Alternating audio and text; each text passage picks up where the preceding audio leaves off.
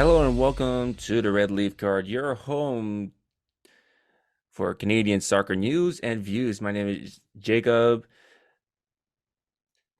and today we're going to be talking about Sebastian Giovinco being opt out from the Toronto FC's roster for practice, and we're going to be discussing about this with Jason Whissell from the podcast. That's not bad. Hey Jacob, how are you doing today? Actually, great to discuss about this. That lots of Toronto FC fans always questioning about this. That hearing about Sebastian Giovinco being opt out for Toronto FC. Some fans always say about that Sebastian Giovinco should have been for the roster or should have been signed or saying having this opinion. It's the time to just leave him alone. If I'm being honest, and this is going to sound pretty blunt in my opinion, but I'm going to say it anyways because that's what we do on a podcast. We put these opinions out there, but I'm going to be very very honest in that I don't think bringing Giovinco back to TFC this year midstream was the solution to anything. I I do appreciate the idea of bringing Giovinco back home. I do. I get it. And they even said like if we were just looking for like a feel good moment, we wanted to make it the right time. And I think if they did that this year, this is not the year to be bringing Giovinco back, even if it is just for a victory lap for his career. This season for TFC is it's in the crapper.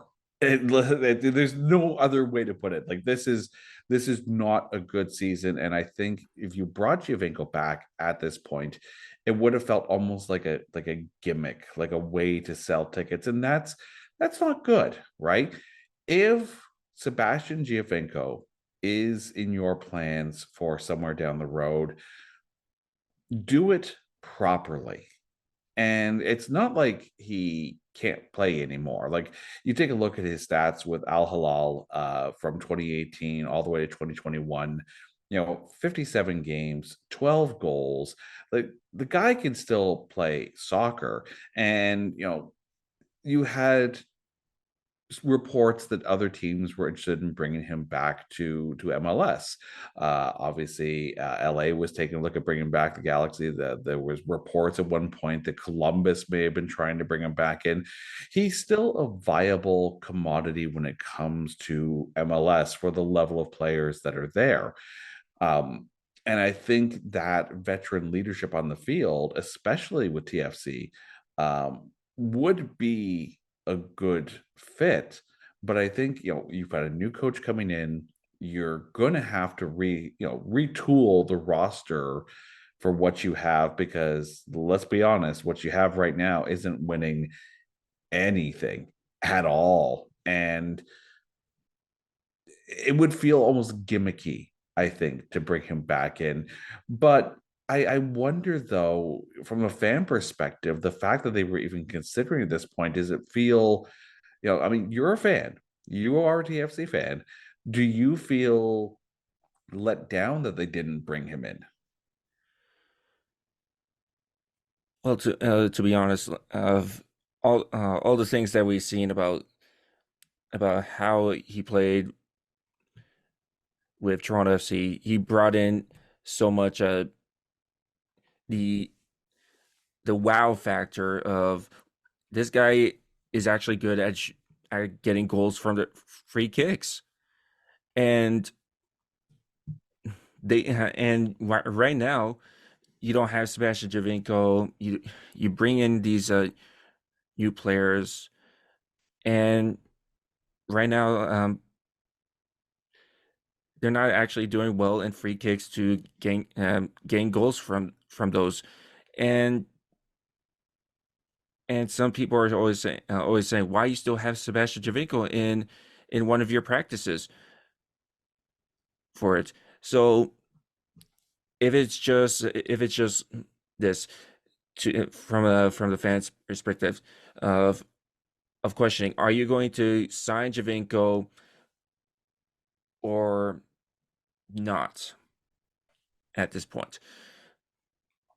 So so fans are right now asking this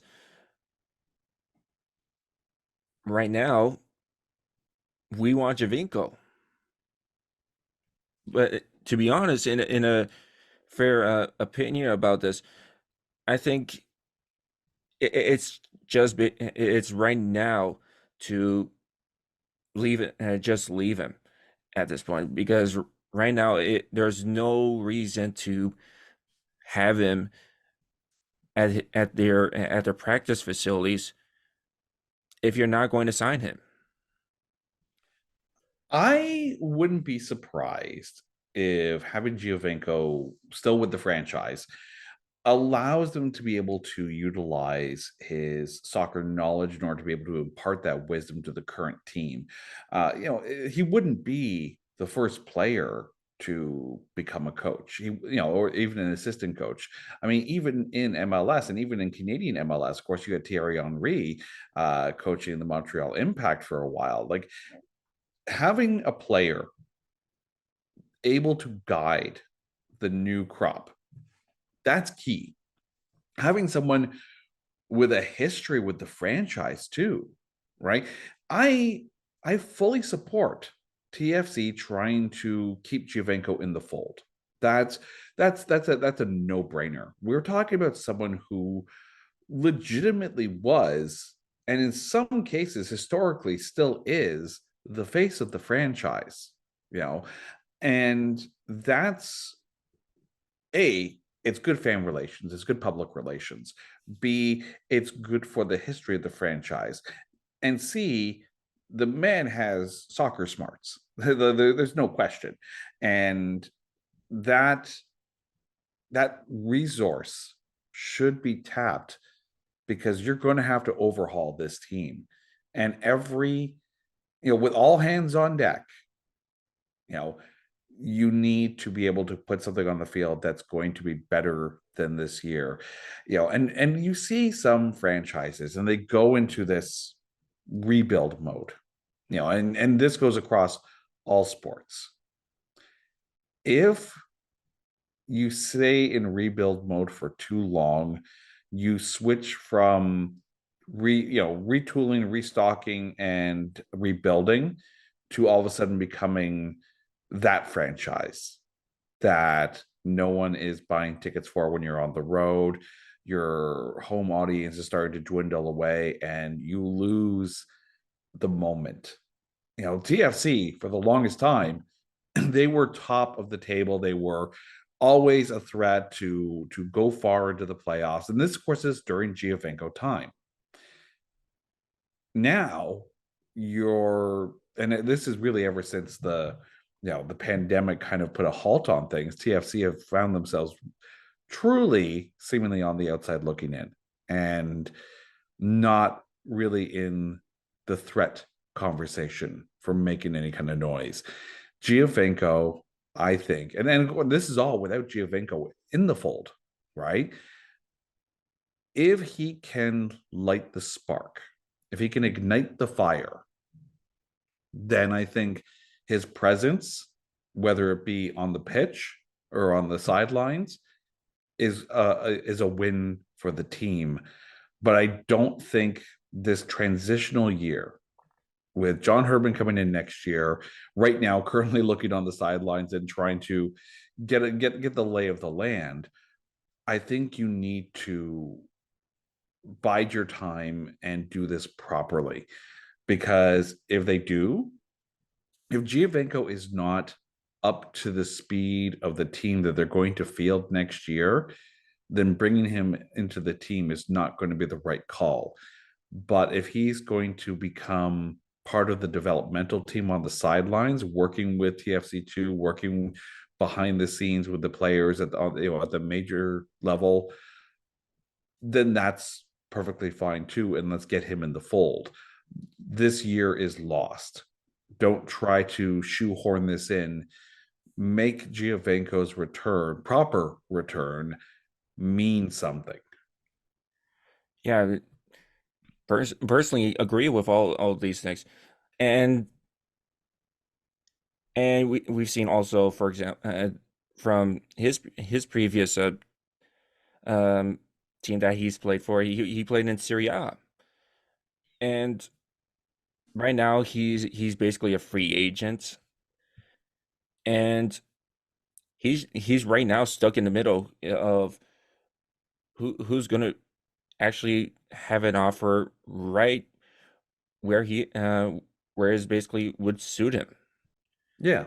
I mean, yes, getting a couple of games in with Sampdoria in the Serie A is it's good. It's not a bad thing. This was just a an emergency fill-in signing for Sampdoria, and still at a proper competition level. You're not expecting someone to come in and dominate, in a situation like that. He's there to fill the gap and do his job and contribute to the system and know his role at that point, right? He's not brought in to be the savior. He's brought in to be a band-aid. Right now, TFC needs more than a band-aid. TFC is in triage mode. And maybe this, you know, you can put the band-aid on, but it's not healing the wound by itself. Giovinco will be a band aid this year. He could be the salve that helps things next year. So, do it right. And the other thing, too, is, you know, you see some teams bring back players well past their prime. And as much as you want to see them stay in the fold, it's sometimes you have to make, for lack of a better term, ruthless choices um, for the betterment of the current team. A lot needs to be seen from Giovinco, before you even think about putting him on the roster. And as I said before, if he is a step behind the speed level of the line that he's on, then he becomes a liability, and no amount of goodwill in the intention of signing him is going to fix that. He's going to pull them back, and the conversation will change from "Hey, Giovinco's back" to "Ugh, Giovinco's back," and you don't want that. You're fighting right now for fans, and we see the frustration boiling over from throwing things on the pitch earlier, that match against Montreal. Like, you don't need to add that with, albeit good intentioned ideas, but flawed nevertheless. Yeah, we even talked about this of the fans throwing about this during the Canadian, and that was from the Canadian Championship. It was really an important match. Yeah, you don't need to, for lack of a better term, you don't need to piss off the fans anymore, right? If he's not able to be up to speed, sign him for a 1 day contract, let him retire with the team that really he made famous. Like, you can't take away the impact that he had. When he came over from Juventus, it was huge. People were losing their ish, right? Like, Golden Boot awards, MLS All-Star teams. Like, he really did it all for Toronto. And you could sit there and look at Giovinco and the impact that he had, the cultural impact that he had with TFC, and equate it directly to Vince Carter. Vince Carter legitimized the Toronto Raptors at a time when they needed a star. Giovinco did the exact same thing for TFC, brought them to the promised land, helped them achieve like the pinnacle, right? And all of a sudden, TFC is a threat. He was to that team what Vince Carter was to the Raptors, what someone like Daniel Alfredson was to the Ottawa Senators. Young franchises that need that star in order to transcend the roster and put that team in the conversation. He's doesn't have to prove anything to anyone ever. He's done that. It would be nice to say got goodbye to him properly with TFC. It would be nice for him to join the development team as far as training the talent, but let's not sully the image that we have of Giovinco when he was great with TFC. Yeah, and it is the question: where did when Javinko had his rise in the sport, it's just a question: where did he fall in his career? I don't know if it's really that he fell. I think there were some frustration issues at the time, and it's not like he was necessarily the best player on the team at the time. It was very much a team effort. I mean, yes, Giovinco was able to score. Yes, Giovinco was able to find the back of the net. And including Michael Bradley into that. Added some leadership. You take a look at his last year, TFC, finished ninth in the Eastern Conference. So it's not like the team was doing well. This was the same thing where letting him go at the time was better for the team because they had moved past that. And yes, did they do well at the 2018 Canadian Championships? Yes, beating Vancouver Whitecaps in the final of that. So it's not like they were failing horribly, but when it came to MLS, not so much. I think that um, when you take a look at who was the most important player, yes, Giovinco did lead the team, but was it enough? Yes, you had Jonathan Osorio with 17 goals. Yes, you had Josie Altidore with 13.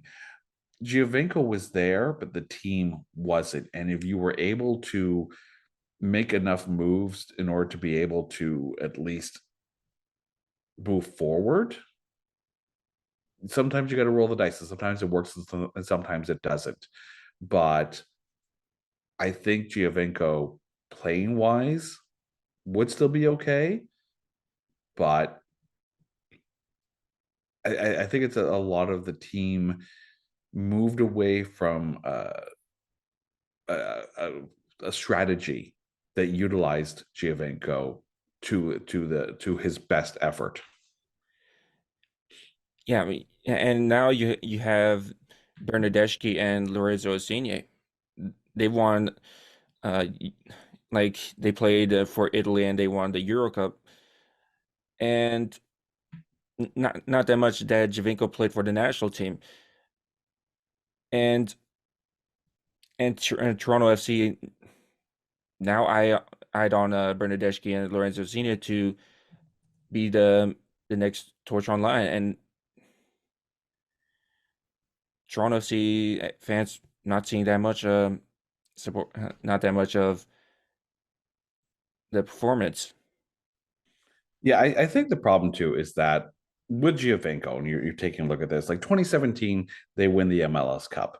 2018, in Giovinco's last year, they don't even make the playoffs. And that's where you're going to start to see, maybe not the smartest decisions. Maybe it's a little bit of a gut check. Maybe it's a little bit of you're making changes in the hopes that it's going to work. I really don't think it's the fact that TFC, the Giovinco faltered. I think it's that TFC, given the situation, made some made choices based on the result of one year as opposed to um, really thinking it through. And you could sit there and say, well, maybe it worked because the following year, the first post Giovinco year for TFC, they made it all the way to the MLS Cup. Yes, they lost to Seattle, but you had success. And initially, you're like, well, they made it this far without him. Giovinco, who, right? With success comes a shorter term memory for failure. So you can take a look at the 2018 year as a blip. And 2019 said that maybe they did things okay.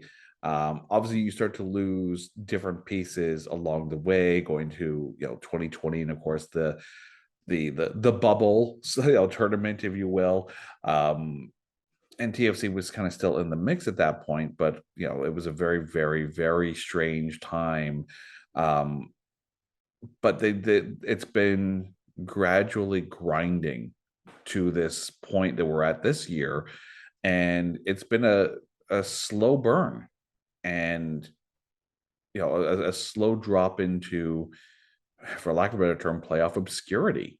And you have to think that this is rock bottom, and now you have this point where new coach coming in, you have to think that roster decisions are going to be made. Is Bernadeschi, is Insignia the answer going forward? And maybe that answer is no. Losing Giovinco after a failed 2018 season brought them back to the finals. Maybe making some bold choices will be what changes fortunes. But I mean, nothing's going to be done this year. And getting back to the original thing, was Giovinco, or not bringing Giovinco back this year, the right call? Yes, it absolutely is. There's nothing worth saving this year. Plan for next year and do it right. And also for and not and failing to get the contract with Javinko when it's expired in 28 after the CONCACAF Champions League ended in 2018. He disagreed for the contract extension, and no longer you see Javinko. He signed into Saudi Arabia, and you don't see that. And there was a also that Toronto FC didn't play that really well. Yeah, it really is one of those things where there's a lot that agents will say one thing, teams will say another thing, and players will say a third thing. Somewhere in the middle is probably the truth. The not bringing Giovinco back, that's 4 years ago now, And and they have to kind of stand by that choice because you can't really change it. The fact that he's practicing with them in preseason and in talks with them, and clearly the bridge isn't burnt, but is it worth crossing? but when you cross that line for trying to get to find a agreement with Toronto FC to get a contract, it usually turns to fail if you want a contract and you don't like the agreements with the contract, how much you're going to get paid at this point. Because right now he's 30, almost near 37 years old. And then now you have for Lorenzo Insigne and Bernardeschi already pouting that they don't want to play with Toronto FC. And there's the thing: if you have players that don't want to be there, let them go and rebuild, right? Yes, it was hopeful that they were going to do something good for TFC. No, they didn't. Maybe it's time to move forward. And talk about 2018, and stumbling across some of these quotes here, because Giovinco wasn't on the team, or Team Italy, for the 2018 World Cup qualifiers, and they're the reasoning behind it, as given by Gianpiero Ventura, was that yes, he scores a lot of goals in MLS, but really MLS doesn't count for much. There is this preconceived notion on the international level that MLS is, like playing on easy mode for some players. And when you have, players later in their career, like a David Beckham, like a Lionel Messi. They're going to come in and dominate immediately because they're David Beckham and they're Lionel Messi. For Um, for example, Zlatan Ibrahimovic. yeah, exactly. Like players who may not be at the Premier League level or Bundesliga level or Serie A level, but they are still good enough for MLS level. That's that preconceived notion, right? But then you have the level of MLS play has heightened over the years, and it's reached that level. So maybe there was that moment, in 2018 where Giovinco is soured, and that's why he goes, over to Saudi Arabia to play in a league that matters, quote unquote. It's you never really know, right? But I think you're going to see a very different team on the pitch for next year. If Insigne and Bernadeschi don't want to play here, go away. That's pretty much it. Go away and make room for the players who are going to play the team game. I would rather see someone who's going to score 10 goals over the season but yet be a positive contributor to the team and not be a liability both on the pitch and in the dressing room, then have someone who's going to score 20 goals, but they're the only ones scoring the goals because they're not playing a team game. They're playing for themselves. So if Giovinco comes back, hopefully it's in a team environment. If not, let him be on the sidelines and contribute. And that is going to be also a question of when you get Bernardeschi and Lorenzo Insigne out, and then sooner or later you figure out that Michael Bradley is no longer going to be with Toronto FC. Which players are you going to big name players are you going to sign for Toronto FC? That's the question for when you are in the transfer market. I don't think it's a matter of bringing in the big name players. I think it's a matter of bringing in the players that work best for the system. That's part of the problem too. You have to sell tickets. Yes, you have to um, feel like you're bringing in players that are going to sell tickets. Because at the end of the day, yes, it is still a business. But realistically, if you're just bringing in a player for the goals and not the team, then you're going to find yourself with a very unifocus offense that's going to be very easy to shut down. Create a team environment, and you have defenses that are looking to have to shut down everyone because everyone's on the same page. Maybe that's how Giovinco fits in. I don't know. Hard to say, but can't get worse than this year. Hoping that the next season that Toronto FC works things out with their roster and find anyone that could help this team thrive and most likely try to make it to the playoffs at that point. That's full time for the Red League card. I'm your host Jacob, subbing out.